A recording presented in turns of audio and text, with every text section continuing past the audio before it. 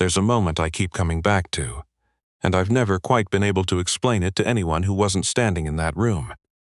It was the kind of moment where the air changes, where something that was broken for a long time gets put back together, and everybody who thought they understood the problem realizes they didn't understand the first thing about it. I'm a plumber. I want to be upfront about that. Not a contractor, not a project manager, not someone who used to be a plumber and now runs a company. I am the guy who shows up in the van, who carries the tools in himself, who gets on his knees on a cold tile floor and figures out what's wrong. I have been doing it for 19 years. I do good work. I charge fair prices. I go home at the end of the day with dirty hands and a clear conscience, and I make enough to keep the lights on and keep my daughter, Brooke, in the life I promised her mother she would have before her mother passed. That's who I am. My name is Dennis Caulfield, and I want to be clear about that from the beginning, because what happened last spring is the kind of story that gets told wrong when people don't know who the person at the center of it actually is. I knew the house. I need you to understand that part first. Not the woman who owned it, not the family. I knew the house the way you know a thing you've worked on for a long time. I knew which supply line under the kitchen island ran half an inch off-center from a repair done in the 80s that nobody ever bothered to correct. I knew that the master bath on the second floor had a pressure irregularity that only showed up in winter when the ground temperature dropped below a certain point. I knew that the boiler in the basement had been maintained by one company for over 30 years, and that the man who founded that company had done the work himself, personally, every single time until he couldn't anymore. That man was Bernard Holcomb.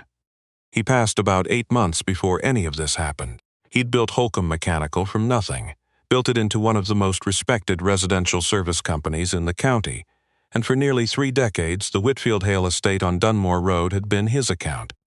His personal account. Not delegated, not handed off. His. I got called in because the new property manager, after Bernard's passing, had let the estate's contract lapse in the confusion of the business transition, and when a pipe coupling failed in the wine cellar in February, they needed someone who could come that day. I came that day. I fixed the coupling. I looked around that basement the way any tradesman looks around an old house he's never been in before, cataloging, noting, filing things away. And I saw Bernard's work everywhere, his signature, in a way that only another tradesman would recognize. A particular way of routing the supply lines, a preference for a specific brand of isolation valve that he'd been using since before that brand was popular. Careful, methodical, the work of a man who understood that the house wasn't his, but that the people who lived in it were depending on him. I thought about him driving home that day.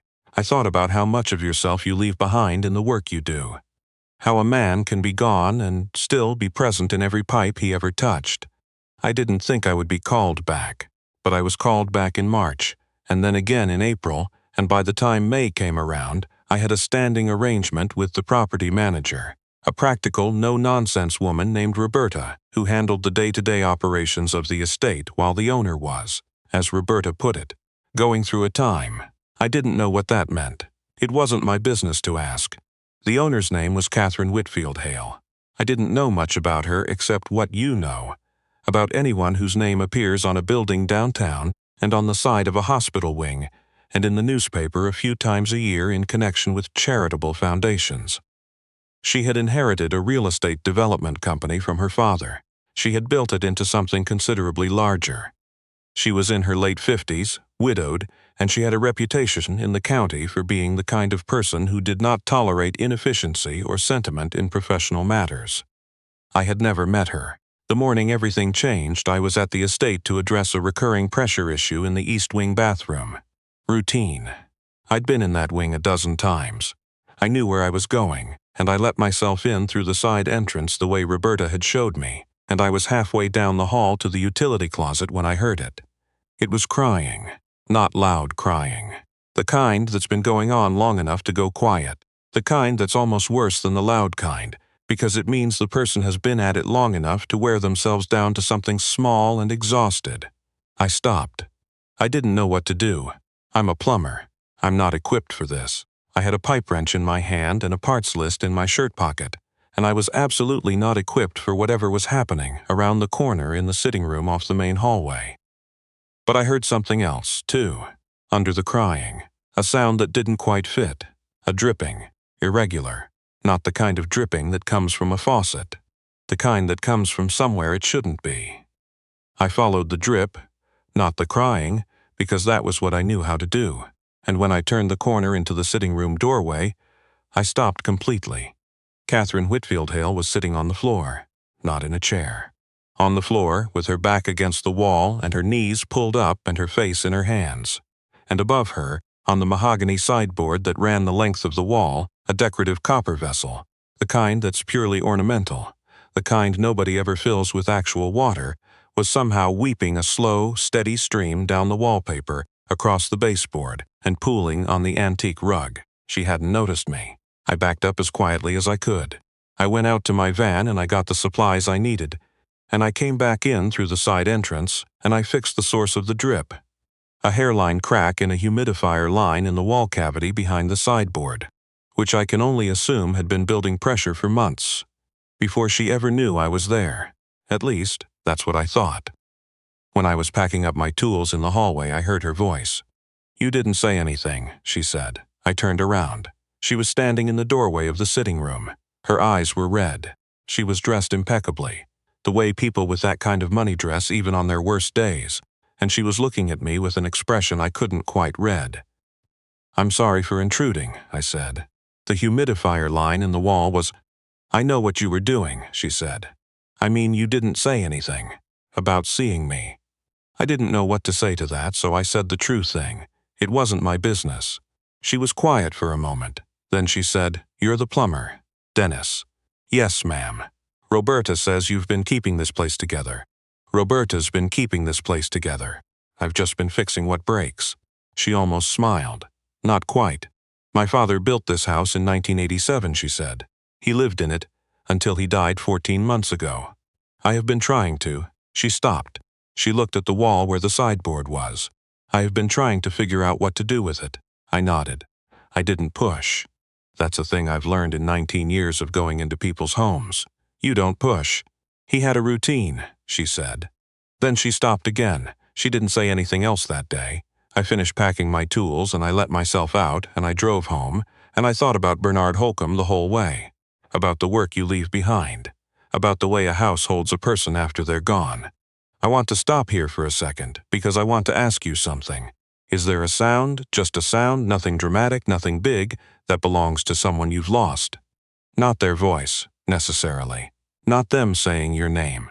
I mean the smaller thing. The particular way they set a coffee mug down on a hard surface. The sound of their keys hitting the bowl by the front door.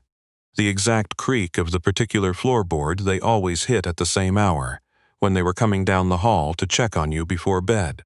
The sound that you would give almost anything to hear one more time, just once, from the other side of a wall, so you could close your eyes and believe, for just a second, that they were still there?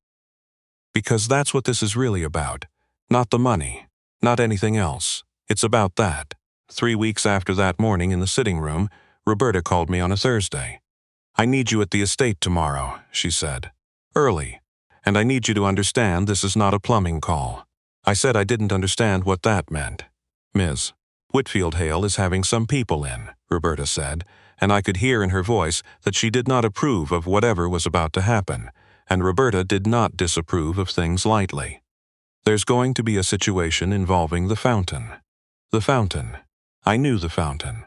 It was the reason I had wanted to ask Bernard about his work, before I knew he was gone.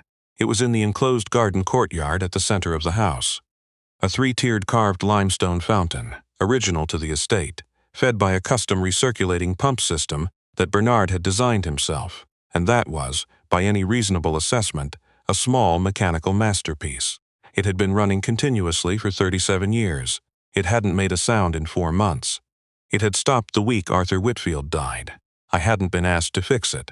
I had noticed, each time I came, that it was dry. I had assumed, correctly as it turned out, that the stoppage was deliberate, that someone had shut it off, that someone wasn't ready. What I did not know, what I did not learn until I arrived the next morning and saw the driveway full of expensive cars, was that Catherine had finally decided she was ready, or had been convinced that she needed to be ready, or had been told by someone she trusted that it was time to move on and put the house on the market and let the fountain be a selling feature rather than a shrine. I still don't know exactly which of those it was. It doesn't matter. What matters is who was there when I arrived. There was a man from a luxury property development group out of Manhattan, in a suit that cost more than my van. There was a structural engineer with credentials from 2 universities framed on his briefcase, which I have never seen before or since. There were 2 representatives from a historic preservation foundation, there because the fountain had been featured in an architectural journal in 1994, and they had opinions about how it should be restored. There was a fountain restoration specialist who had been flown in, I mean this literally, flown in, on a private charter, from Scottsdale, Arizona. There was a woman from a mechanical engineering firm based in Boston. There was a second woman from a different firm, this one local, who had a master's degree in fluid dynamics and had driven 4 hours to be there. And there was me. I had not been invited in the way they had been invited. I was there because Roberta had called me, and Roberta had called me because, as she would tell me later, she had a feeling. Roberta's feelings were not casual things. Roberta had worked for Arthur Whitfield for 22 years and had stayed on to work for Catherine, and she had a way of knowing things before they needed to be known. I stood near the back of the courtyard with my toolbox and tried not to make eye contact with the fountain specialist from Scottsdale, who had already assessed me and found me wanting. Catherine stood at the center of it all. She was composed in the way that people who are holding something very large together are composed. Not calm, exactly, but controlled. She explained the situation to the assembled experts. The fountain had been shut down following her father's death. She wanted it restored to full operation. She had retained these experts to assess the recirculating pump system, diagnose the failure, and provide a restoration plan. She had allocated, and here she paused just slightly, a budget of up to $350,000 for the project. The fluid dynamics woman from Boston nearly came out of her shoes. $350,000 for a fountain pump system. I want you to let that settle for a moment. I have replaced entire plumbing infrastructures in 3,000 square foot houses for less than 1/10 of that. But this wasn't about practical expense. I understood that even then. This was about what Catherine could not bring herself to simply turn a knob and do herself. This was about needing it to be an event, needing it to be surrounded by authority and expertise and the weight of professional opinion, so that when the water finally moved again, it would feel like something other than just grief. The experts got to work. I want to be generous here, because they were qualified people, and they were working in good faith. The Boston engineer ran pressure calculations. The Scottsdale specialist disassembled a secondary intake valve and examined the impeller. The fluid dynamics woman produced a tablet showing a 3D model of the pump chamber, and made several observations that were technically sound and completely beside the point. The structural engineer inspected the limestone tiers for microfractures. The preservation people took photographs. The Manhattan real estate man stood to one side and checked his phone. By noon, they had a consensus diagnosis. The primary pump's motor had seized. It would need to be replaced with a custom-matched unit. The lead time on the part would be 6 to 8 weeks. The total restoration cost would come in somewhere between $180,000 and $240,000, depending on the limestone assessment. They were confident. They were professional. They presented their findings with the quiet authority of people who are accustomed to being right. Catherine listened. She thanked them, and then she looked past all of them, past the suits and the credentials and the tablet with the 3D model, and she looked at me. I don't know why. I genuinely don't know why she looked at me. I was standing behind the Scottsdale specialist. I hadn't said a word. I had spent the morning looking at the pump housing and thinking about Bernard Holcomb and trying to put something together that I couldn't quite reach. "Dennis," she said, "what do you think? You could feel it." The shift in the room, the way the Scottsdale specialist's shoulders changed, the way the Boston engineer looked up from her tablet. Can you believe this? Can you believe? The Manhattan suit seemed to be asking the preservation people with his eyes that she's asking the plumber? I took a breath. I think, I said carefully, that they might be right about the motor. I'm not a pump engineer. I can't contradict what they've found. But, Catherine said. She heard it. She heard the word I hadn't said yet. But I'd like to ask you something first, I said. And I'm sorry if it's out of place. She waited. When he maintained this fountain, I said, was there a routine? Something specific he did?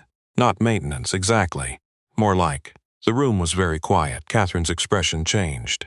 Not much, but enough. He had a key, she said. My heart did something. I can't describe it better than that. The pump housing has an access panel on the north side, I said. Keyed, not alarmed, just keyed. The key isn't on any of the estate standard rings because your father kept it separately. He kept it on a key ring he carried personally. A small ring. Flat key looked almost like a luggage key, with a blue rubber grip that he'd put on himself sometime in the 90s. Catherine had gone very still. When the estate effects were sorted after his passing, I said, there would have been a personal effects bag. Things from his pockets, his nightstand, his study. Was that key on its ring in that bag? She didn't answer for a long moment. How did you know about the key, she said. It wasn't really a question. Bernard Holcomb told me, I said. Not directly. He passed before I ever took on this account, but been working on houses that Bernard serviced for 15 years. And I know his work. And I know that when Bernard Holcomb designed a system that mattered to a client, really mattered, not just professionally but personally, he put in a manual bypass that only the client could access. A failsafe. Something that meant the owner always had final authority over the thing, no matter what.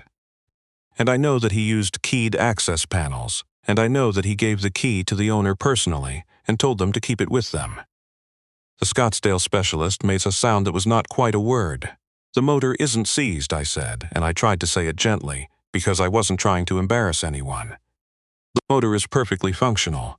The pump is in shutdown mode. It's in a state that Bernard built into the system as a manual override, an intentional stop that can only be released from that access panel. And the panel has been locked since the key was removed from this house. The preservation woman said quietly, so it just needs the key, I said. Catherine left the courtyard. She was gone for 11 minutes. I know because I was watching the clock on my phone and I couldn't stop myself. When she came back, she was holding a small ring with a flat key on it. The rubber grip was dark blue, almost black with age, worn smooth on the grip side, where a thumb had held it 10,000 times. I took it from her carefully. I crossed the courtyard to the north side of the lower fountain tier, where the access panel sat flush with the limestone, invisible unless you knew what you were looking for. I crouched down. I fitted the key. One turn. The water came back. Not a trickle. Not a slow return. The fountain found itself in about 4 seconds. The sound of the pump engaging, the first surge through the lower tier, and then the second tier catching, and then the third, and the sound filling the courtyard the way I imagine it, had filled it every single day for 37 years. And the sound was.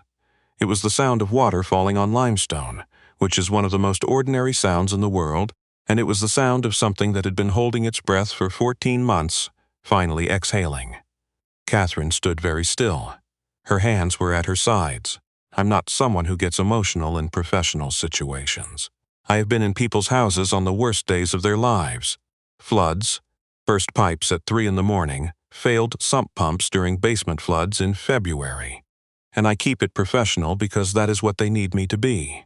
That is the job. But I watched Catherine Whitfield Hale close her eyes and just listen to that water. And something in me understood exactly what she was hearing. She wasn't hearing a fountain. She was hearing her father come through the door. She was hearing him in the kitchen on a Sunday morning. She was hearing the particular sound that was his, that was only his, that belonged to him the way a voice belongs to a person, the way a laugh belongs to a person, the way all the small, unremarkable sounds of a life belong to the person who made them. And now she had it back. She stood there for a long time. The Scottsdale specialist packed his tools. The Boston engineer closed her tablet.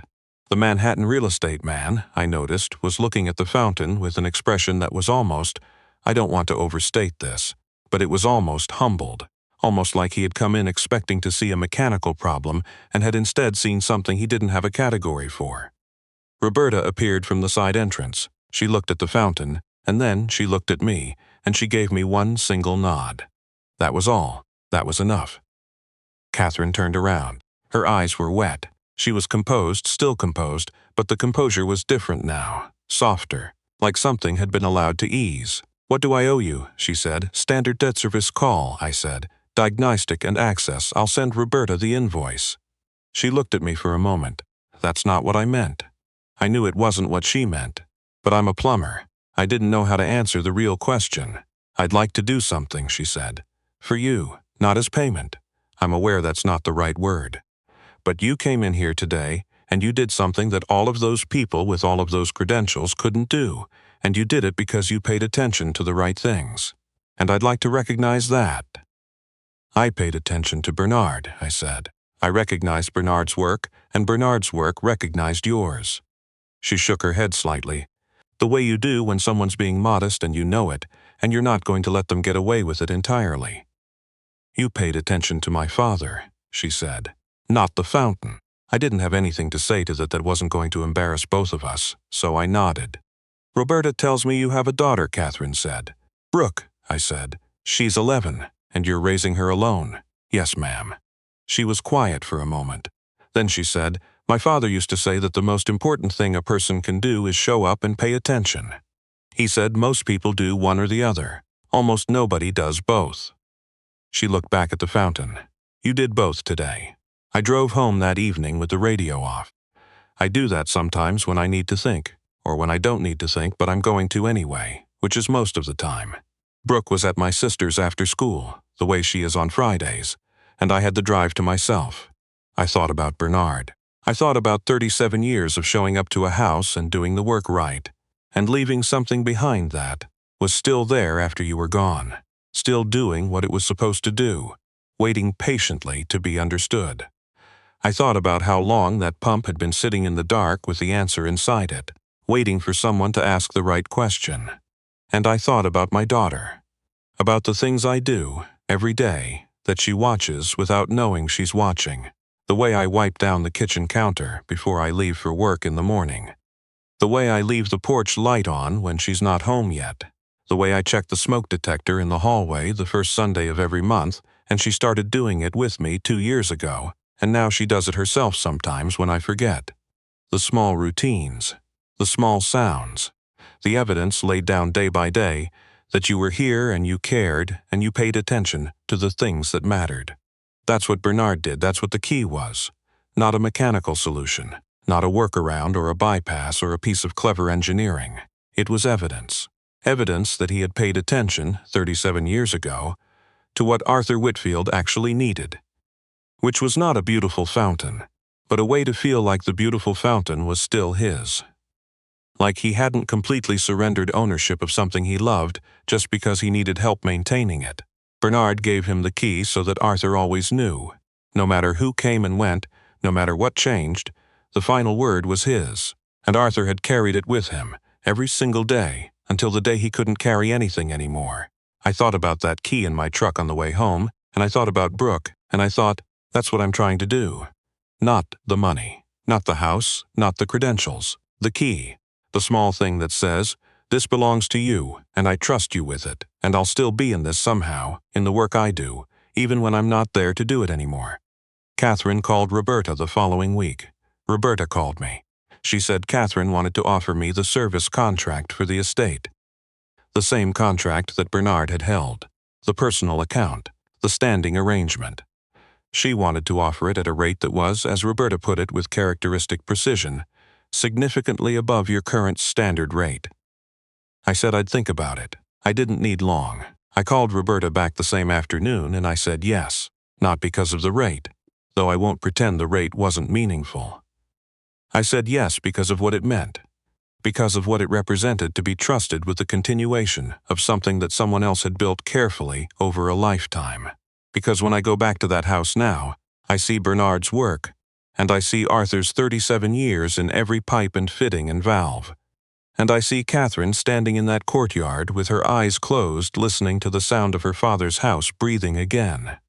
And I think about Brooke. I think about the day she'll take over something, or build something, or walk into a room and understand what everyone else in the room has missed, and someone will say to her, How did you know that? And she'll say something she doesn't know, yet she already knows. Because I showed up and I paid attention. Because that's the job. That's always been the job. Catherine sent me something in the mail 2 weeks later. A small padded envelope with no note. Inside was the key. The flat key on the blue rubber grip, worn soft and dark and smooth with 37 years of being carried. On the back of the rubber grip, in very small letters that I almost missed, someone had written, "Keep this. You'll know when it's needed." I have it on my key ring now, right next to my house key and my van key. I don't take it off. Brooke asked me about it last month. She noticed it the way kids notice things they've never seen before. And I told her it belonged to a man who was very good at his job, and that he left it behind for the people who were paying attention. She thought about that for a second, the way 11-year-olds do when they're deciding whether something is interesting enough to pursue. "What was his job?" she asked. "Same as mine," I said.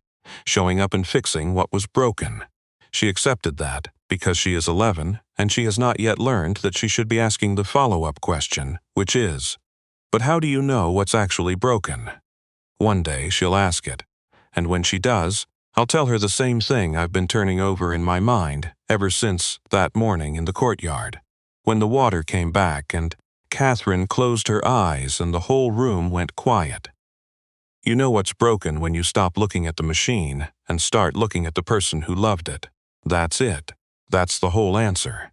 A room full of experts with a combined $600,000 in credentials flew in and drove in and suited up and looked at a pump, and one plumber from one county over stood in the back and looked at a daughter, and that was the entire difference between a $200,000 repair estimate and a key that had been in someone's pocket all along.